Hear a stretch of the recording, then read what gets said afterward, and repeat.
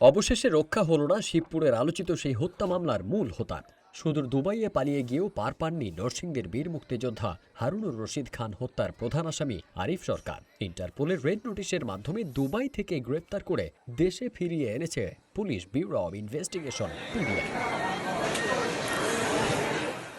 2023 সালের 25 ফেব্রুয়ারি শিবপুর উপজেলা পরিষদের সাবেক চেয়ারম্যান হারুনুর রশিদ খানের বাসায় ঢুকে পিস্তল দিয়ে গুলি করে গুরুতর আহত করা হয়। দীর্ঘদিন চিকিৎসাধীন থাকার পর ওই বছরের 31 মে তিনি মারা যান। এই ঘটনায় তার ছেলে আমানুর রশিদ খান বাদী হয়ে শিবপুর মডেল থানায় আরিফ সরকার সহ কয়েকজনকে আসামি করে মামলা দায়ের করেন। মামলাটি প্রথমে থানা পুলিশ তদন্ত করলেও পরে পুলিশ সদর দফতরের নির্দেশে 2023 সালের 23 জুন পিবিআই তদন্তভার গ্রহণ করে।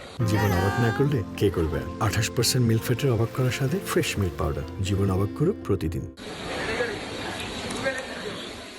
এর আগে একই মামলার আরেক আসামি মহসিনকে ইন্টারপোলের সহায়তায় দুবাই থেকে গ্রেপ্তার করা হয়। তার দেওয়া তথ্যের ভিত্তিতেই আরিফ সরকারের সম্পৃক্ততার বিষয়ে নিশ্চিত হয় পিবিআই। দুবাইয়ে আরিফ সরকারের অবস্থান শনাক্ত হলে তার বিরুদ্ধে আদালত থেকে গ্রেফতারি পরোয়ানা জারি করা হয় এবং ইন্টারপোলের মাধ্যমে রেড নোটিশ জারি করে তাকে দেশে ফেরানোর উদ্যোগ নেওয়া হয়।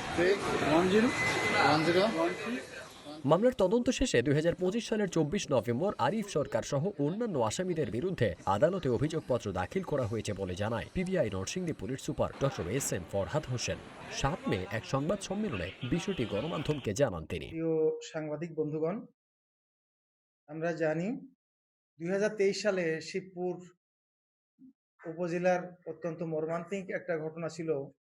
সাবেক উপজেলা চেয়ারম্যান জনাব হারুনুর রশিদ খান, যিনি বীর মুক্তিযোদ্ধা ছিলেন, তার হত্যাকাণ্ড এবং তিনি নিজেও বাড়িতে নৃশংসভাবে হত্যাকাণ্ডের শিকার হয়েছিলেন।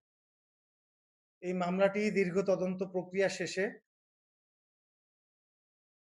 পিবিআই নরসিংদী কর্তৃক আদালতে 12 জন সংশ্লিষ্ট ব্যক্তির বিরুদ্ধে চার্জশিট দাখিল করা হয়েছে। এই সার্বিক তদন্ত প্রক্রিয়ায় পিবিআই হেডকোয়ার্টার্স নিবিড়ভাবে তদন্ত তদারকি করেছে এবং এই মামলায় 2 নম্বর আসামি মহসিন মিয়াকে আমরা ইতিপূর্বে দুবাই থেকে গ্রেপ্তার করে আদালতে সোপর্দ করেছিলাম এবং সবশেষে মামলার সবচেয়ে বড় আসামি আরিফ সরকার, 1 নম্বর আসামি আমরা যাকে বলি, তাকে আবুধাবি পুলিশের মাধ্যমে গ্রেপ্তার করে সংশ্লিষ্ট বিচারিক আদালতে তাকে সোপর্দ করা হয়েছে, সেখানে প্রেরণ করা হয়েছে।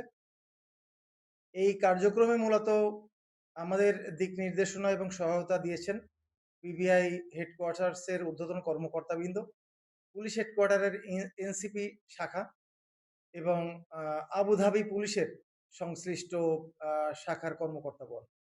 আমরা এই তদন্ত কর্মকাণ্ড সফলভাবে সমাপ্ত করতে পেরেছি। মামলাটি এখন আদালতে বিচারাধীন রয়েছে। বিচার প্রক্রিয়ার অংশ হিসেবে এটা প্রেরণ করা হয়েছে। আমরা ওনাকে আবুধাবি পুলিশের একটি টিম আমরা প্রেরণ করেছিলাম বাংলাদেশ পুলিশের।